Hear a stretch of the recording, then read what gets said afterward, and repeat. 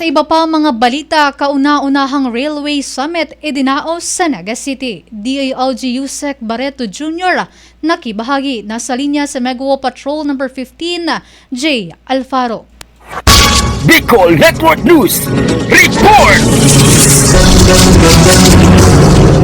Idinaos ng Philippine National Railway PNR ang kauna-unahang Railway Summit Tracks to Safety noong Enero 21, 2025 sa Naga City, Camarines Sur. Layunin ng pagtitipon na itaguyod ang ligtas, abot kaya, maaasahan at makakalikasang transportasyon para sa publiko. Dumalo si DILG Undersecretary for Public Safety Serafin Barreto Jr. bilang kinatawan ni DILG Secretary John Vic Remulla upang ipahayag ang suporta ng ahensya sa mga hakbang ng PNR para sa mas ligtas na railway system. Binanggit niya ang kahalagahan ng pagtutulungan ng mga ahensya at pagsubaybay ng DILG sa pagsunod ng mga LGUs sa Joint Memorandum Circular No. 2 Series of 2024 hinggil sa Local Public Transport Route Plans. Samantala, ipinaliwanag ni DILG Region 5 Director Attorney Arnaldo Escobar Jr. ang papel ng mga LGU sa kampanyang Stop, Look and Listen, maging Riles Alerto para iwas peligro, at binigyang diin ang tungkulin ng DILG sa pagmonitor ng Peace and Order and Public Safety Plans upang matiyak ang railway safety. Para sa Bicol Network News, Megawa Patrol numero 15, J. Ligas Balfaro, tatak tunay na serbisyo.